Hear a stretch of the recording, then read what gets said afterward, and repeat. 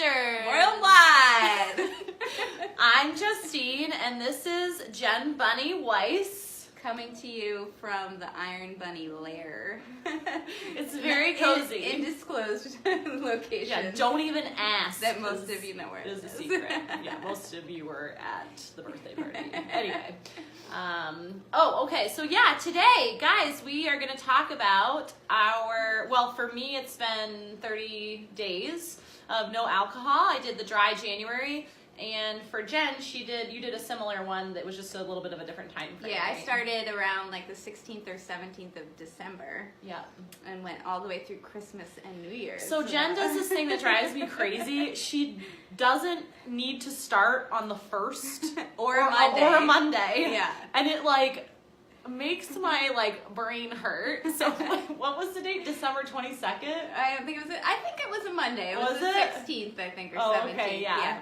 But part of it was, I can just jump right into this, is that I kept trying to find the right time to try to not drink for 30 days. And it was my birthday, and then it was Thanksgiving, and Christmas is coming up, and then it's going to be New Year's. And I kind of tell this to my clients, too, that there's never a right time. It's never going to be perfect. And if it is perfect, it's not going to stay perfect.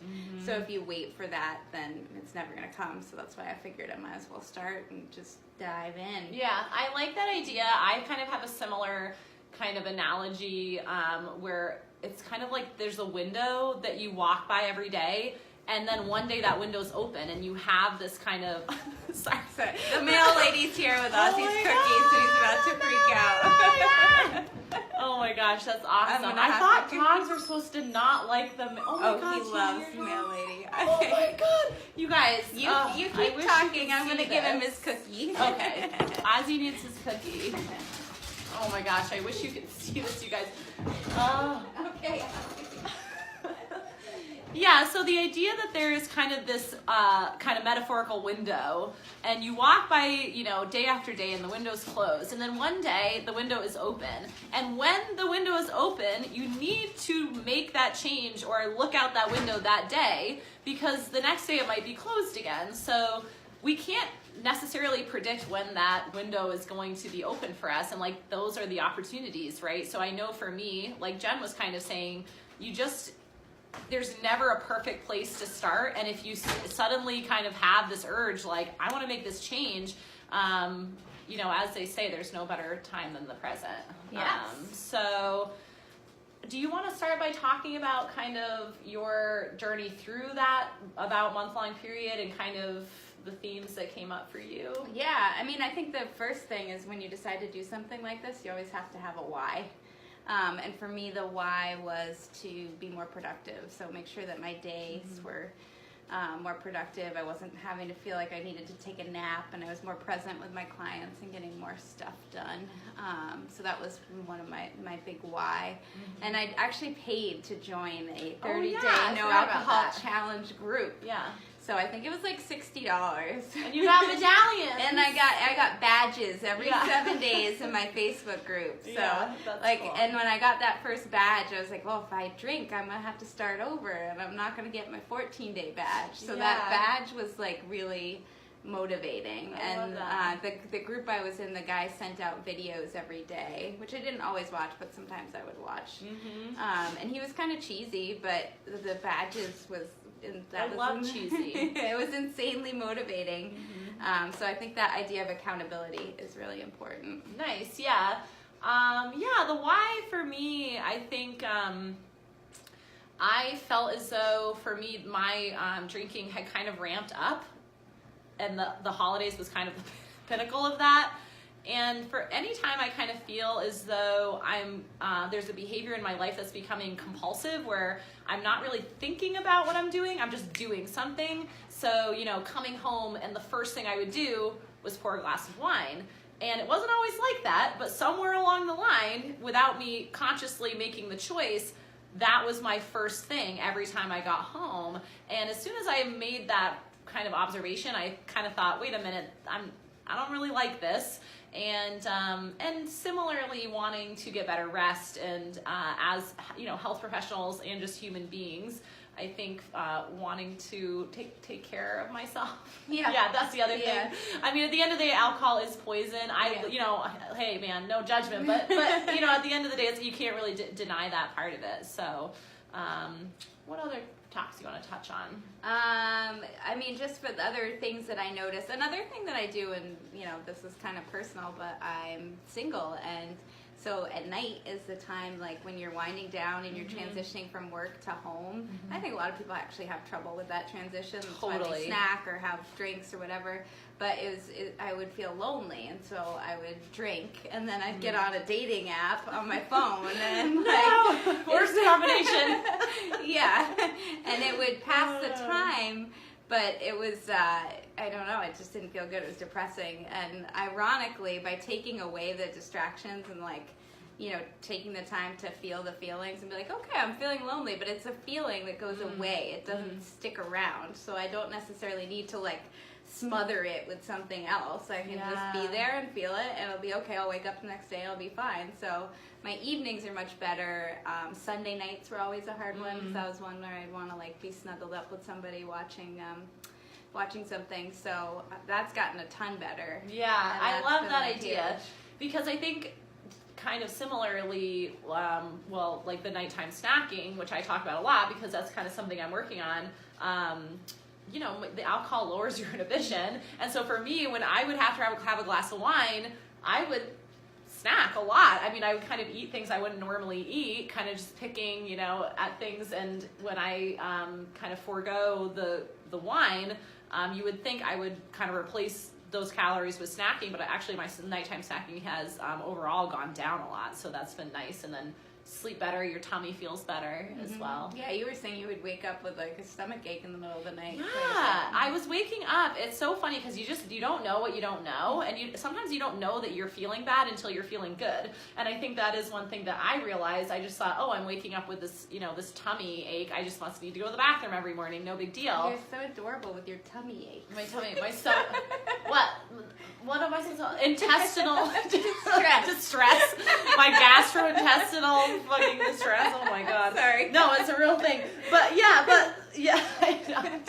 I am the adorable one. And I do poop. So that's the thing. Can't be too adorable.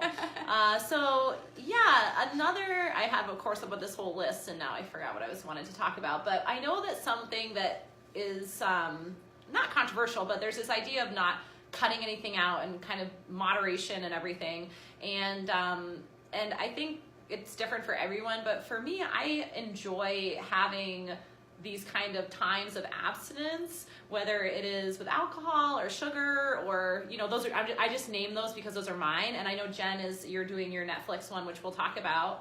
But there is some controversy around that. It's not for everyone, but for me, I can say that it's really eye-opening. Every time I do something like this, it really helps me learn about myself. I feel like I know myself better. I kind of build trust within myself and confidence that, when I first went in, it's a little embarrassing to say, but I was really scared. I mean, I told Jen, I'm like, I'm really scared, about not drinking. I don't know what's so scary about it, but it makes me really nervous. And but here we are. We survived. And I think it's confident building. Every time you do that thing that you're scared to do, you become a little braver, and the next thing maybe which is why I'm torturing myself every 30 days this year with something new. It's true. It's true. I basically watch Jen do so. I'm like, yeah, no, you do that, and then I'll get on board, but you do it first. I want to see that somebody can do it. Yeah. But speaking of fear, we talked about this when you're in a social situation and maybe you're afraid about not drinking and not having a good time. We both noticed that initially we might feel a little awkward at the beginning of the social engagement, the dinner, the party, whatever. And then eventually you're just settled in and it's like any other day and you're like, totally. Oh wow, it didn't even matter that I wasn't having a drink. Yeah, so. I mentioned to Jen today how I was nervous. I had a kind of a work thing at a bowling alley where everyone was drinking and it was super fun and boisterous and whatever. And I was really nervous to go initially, but looking back on the event, I don't feel, hi. I don't feel, oh my goodness, hello. I know. I don't feel like I missed out. Like I can honestly say that I do not feel like I missed out on anything by not drinking. And that's not to say, I might go bowl this week and have beers, but it's just kind of cool debunking those fears that we have. Yeah. And so, yeah, that's interesting. And then the only other thing I wanted to say, I'd say that the 30 days for me were like all positive. I don't think there was anything I regret about it whatsoever. Totally. But a lot of my clients, a lot of people, if they are wanting to lose weight, alcohol is something to consider. And I think especially, I would say a lot of people that I work with are like approaching menopause or going through menopause. And in particular, your sleep is already being fucked with when you're in that time of your life. Yeah. So I think it is something to consider if you feel like you're not getting the results that you want. So if you like your wine and you're happy with where you're at physically, like there's no need to cut it out. Sure. But if you're struggling, that might be, it might be beneficial to take a break or greatly reduce it.